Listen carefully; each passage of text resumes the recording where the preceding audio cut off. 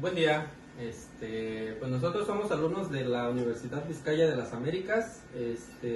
Somos de la licenciatura en psicología del tercer cuatrimestre. Mi equipo está conformado por la alumna Lucy Capsul y el compañero Carlos Eduardo. El docente encargado de esa materia, que es educación especial, es el profesor Mario Matías. A nosotros nos tocó exponer el tema de el TDAH. ¿Qué es el TDAH? Y más allá de la distracción, ¿no? Y en un momento más estaremos explicando algunas características y el concepto general del TDAH. Vamos a empezar con la definición de qué es el trastorno. Como inicio vamos a dar una pequeña introducción y una pequeña referencia de cómo afecta a la población lo que es este trastorno, ¿no? Dice que el trastorno por déficit de atención es una condición neurobiológica crónica. ¿A qué se refiere? De que afecta al sistema, una condición neurobiológica crónica afecta ya sea al sistema nervioso o al sistema cerebral. En este caso el TDAH es más cerebral porque no afecta ningún sistema nervioso, o me refiero a que no afecte causando inmovilidad o algo así. Dice que este trastorno afecta entre el 5 y el 7% de la población infantil y entre un 2.5 y un 5% de los adultos. Pero el propósito de estas diapositivas o esta pequeña presentación es dar a conocer las características y como que desmentir un poco el concepto que se tiene acerca de este trastorno. Siguiendo con el siguiente punto, vamos a definir en concreto qué es el TDAH, ¿no? El TDAH, por sus siglas en español, es el trastorno por déficit de atención e hiperactividad. ¿A qué se refiere? Que es un trastorno del neurodesarrollo que, como ya se repetía anteriormente, es un trastorno que afecta directamente a las funciones ejecutivas del cerebro. Dicho de otra forma, ¿a qué se refiere? Hace que el cerebro trabaje de una manera diferente a una persona normal. Esto puede afectar en la atención, el control de los impulsos o mantenerse quieto. A veces podemos ver a niños o personas que se distraen con facilidad, pero no precisamente quiere decir que estas personas sean distraídos o tengan problemas de otra índole, sino que posiblemente estén pasando por un problema neurobiológico que no se ha podido atender o que no se le ha dado ahora sí que vamos a llamarlo como que las prioridades, ¿no? Porque a veces se desconoce la información, pero puede que en este caso tu familiar, tu hijo o un conocido esté pasando por un problema neurobiológico llamado TDAH. En un concepto diferente se le llama a estas personas que pueden contar con un cableado diferente o un cableado cerebral diferente. ¿A qué se refiere? Que como ya se decía en la anterioridad, estas personas, su sistema neurocerebral consta de una, vamos a llamarlo, conexión diferente a la de una persona normal. Esto ocasiona dificultades, como ya se decía, en la atención, mucha impulsividad, hiperactividad, que es lo que comúnmente se ve en niños, pero a veces no se le quiere dar la atención correspondiente. Como siguiente punto vamos a hablar acerca del origen de este trastorno. Dice que es complejo y de origen multifactorial. ¿A qué se refiere con multifactorial?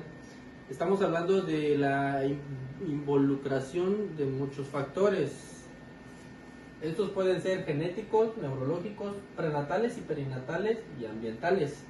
Como primer punto tenemos los genéticos. En esto englobamos lo que es la herencia como primer punto. La herencia es muy importante en este trastorno porque sí trasciende de una persona a otra. Vamos a hablar de que si una persona en esta ocasión el padre tiene trastorno y está diagnosticado con TDAH, es muy probable que su descendencia tenga la misma herencia de este trastorno. Y es algo genético, pues o sea, es algo que no se puede cambiar. Como siguiente punto también tenemos la relación en el sistema dopaminérgico. Este sistema es un conjunto de sistemas estructurales en el cerebro que trabajan con dopamina. ¿Qué es la dopamina? Es un neurotransmisor que hace conexiones con el cerebro. Esta dopamina se encarga tanto del proceso de la memoria, el proceso del aprendizaje, y muchas funciones cerebrales.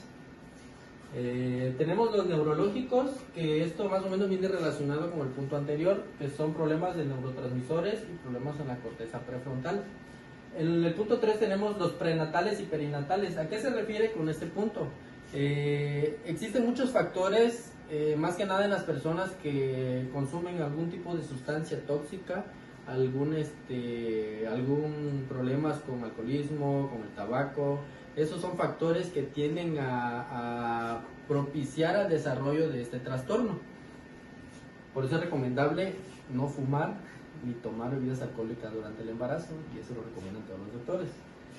Como cuarto y último punto tenemos los ambientales. Estos no son causantes directos, o sea, no se ha comprobado que realmente sean directamente ocasionales para el desarrollo de este trastorno, pero se toma como parte de los factores que propician al desarrollo de esta condición. Ahora, el TDAH no es una cuestión de falta de voluntad o esfuerzo, sino de diferencias en la forma en que el cerebro procesa. Como frase, vamos a dejarlo de que no eres flojo ni te falta motivación. O sea, es un problema de neurodesarrollo que estás padeciendo, no tiene que ver nada con que seas flojo o no quieras aprender. O sea, son factores ajenos a uno, de que por la falta de información, por la falta de conocimiento, a veces le damos énfasis en cosas que no son. Pero realmente, si estás padeciendo distracciones, si estás padeciendo problemas de aprendizaje, no precisamente quiere decir que seas flojo. Puedes acudir a cualquier especialista y realizarte un examen, no está de más. Así es que el TDAH es un problema que a veces lo dejamos pasar, pero si se atiende, puedes llevar una vida normal, sin complicaciones, pero con tratamientos.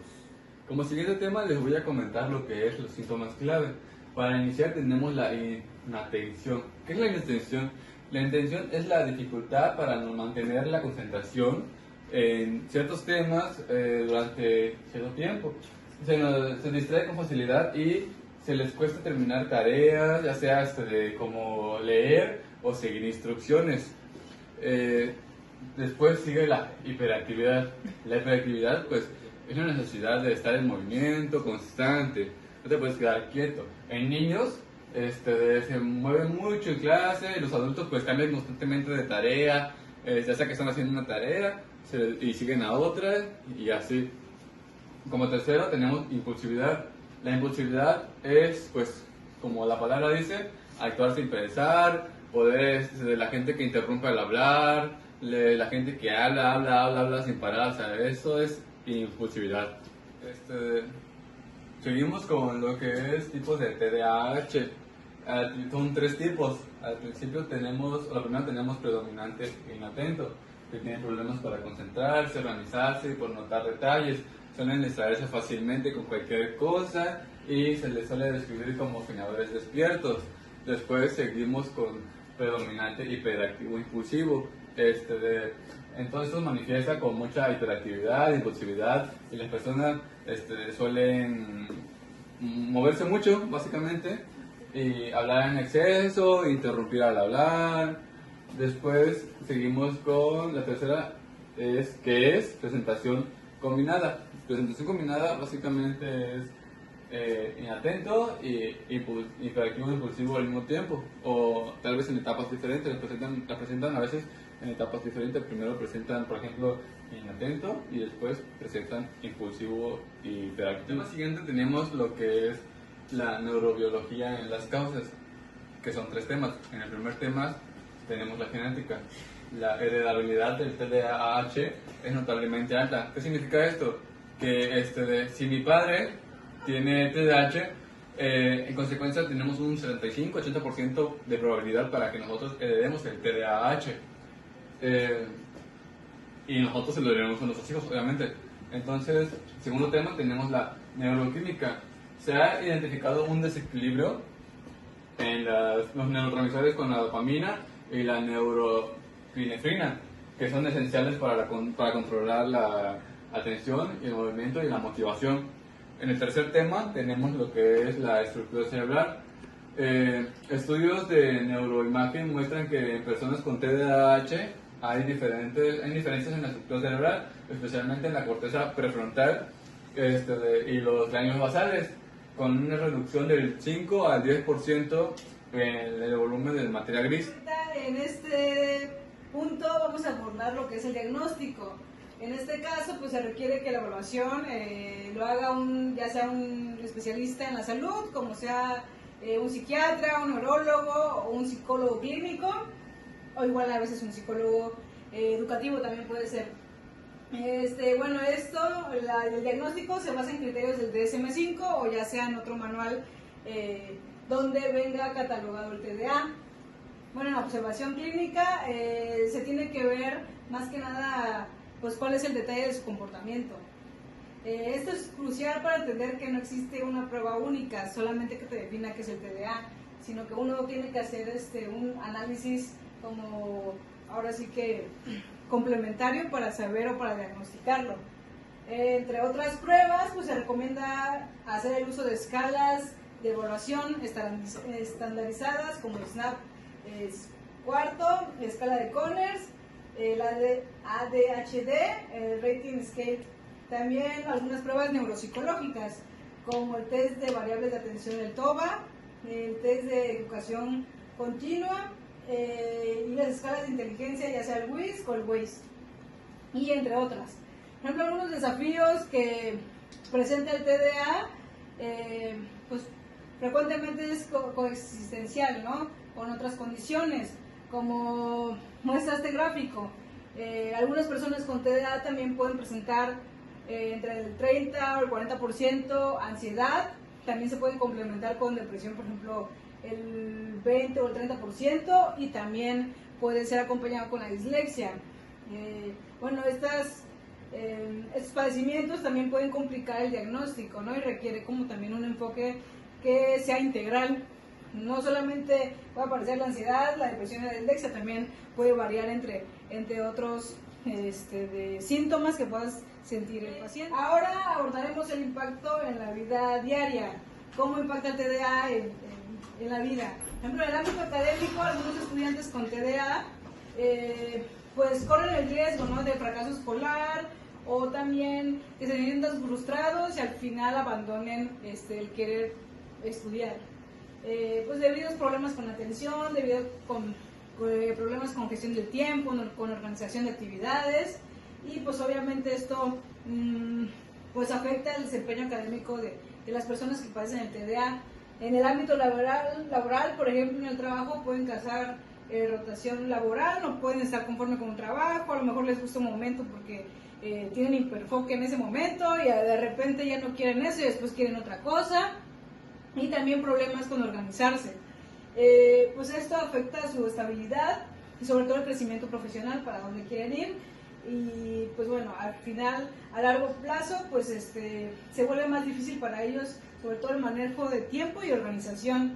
En cuestión de las relaciones sociales, pues su impulsividad, más que nada esta dificultad para regular emociones, porque por lo general los que tienen TDA pues son como muy impulsivos, tanto cuando tienen una sola emoción, pues sí se dispara mucho esa emoción, y tienen ahora sí que ese problema de cómo mantenerse equilibrados. Esto pues causa tensiones, interrupciones en cuestión de la falta de escucha y algunas reacciones impulsivas como se venía comentando. En cuestión de la seguridad personal, el TDA también incrementa hasta 3 veces el riesgo de accidentes, especialmente cuando uno maneja, ¿no?, en el tráfico, pues debido a la distracción, la impulsividad que la persona tiene. Y bueno, esto pues en este caso pues esta persona necesita pues estrategias, ¿no?, para saber cómo controlarse, para saber cómo manejarse ante el entorno que a lo mejor lo está estresando en ese momento. Tenemos el tema de estrategias de manejo. Por ejemplo, también se puede tratar de forma farmacológica. Algunos medicamentos estimulantes como el metilfenidato son el tratamiento principal para lo que las personas que padecen el TDA, aunque también pues hay opciones que no estimulantes, ¿no? Lo que hacen estos fármacos es que regulan los neurotransmisores, mejorando sobre todo la atención y la impulsividad que tiene el paciente. En otros casos, por ejemplo, el apoyo y la educación, el apoyo familiar y las intervenciones educativas, ahora sí que adaptadas, especialmente en la persona que tiene TDA, pues son esenciales, ya que educar sobre el entorno, sobre el TDA, pues crea un ambiente comprensivo, ¿no? En vez de, ahora sí que solamente criticar el por qué una persona o un alumno en este caso no se desarrolla pues normalmente como otras personas o otros alumnos lo hacen. Ahora sí que enfocarse en esa persona, en cómo mejorar o implementar una estrategia para que pues el alumno pueda aprender con sus habilidades. En otro caso, pues también sería la terapia cognitivo-conductual, que bueno, esta terapia pues es para mejorar la organización de planificación, el control emocional de las personas que tienen TDA y modificar esos pensamientos y conductas negativas que tienen de ellos mismos sobre su comportamiento. También lo mismo enseña como hacer hábitos nuevos, ¿no? Estrategias para enfrentar retos diarios. En otro caso también serían las modificaciones del estilo de vida. Un estilo de vida, bueno, ahora sí que esas personas, si quieren mejorar ante su condición, pues tienen que llevar una vida saludable, ¿no? Con ejercicio regular para, ahora sí que esos ataques de impulsividad que tengan, a lo mejor ahí enfocarlos. También mantener una buena alimentación y también pues un sueño adecuado, ¿no? Y también, bueno, todo esto en complementario pues ayuda a los síntomas del TDA y sobre todo el bienestar general. En la parte de, ahora sí que complementando todo, vamos a ver en qué beneficia algunas fortalezas. Bueno, en sí no beneficia, ¿no? Pero sí en qué fortalece esta condición a lo mejor a una persona que la padece.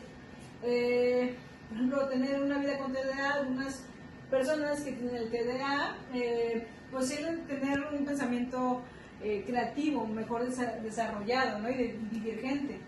Esto permite pues generar nuevas ideas que a lo mejor algunos que no han pensado tanto porque pues ellos tienen como que muchas ideas al mismo tiempo y puedan, ahora sí con una buena organización, puedan concluir algo nuevo, algo innovador y creativo.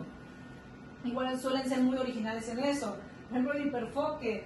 Las personas con TDA pueden tener algunos problemas de atención, pero también pueden tener, ahora sí que experimentar ese hiperfoque que significa pues prácticamente pues enfocarse demasiado en algo que les gusta, ¿no? Algo que les apasiona, algo que les motive y que les permita ser más que funcionales, pues ser creativos, ser apasionados y desarrollar de una buena manera lo que están haciendo.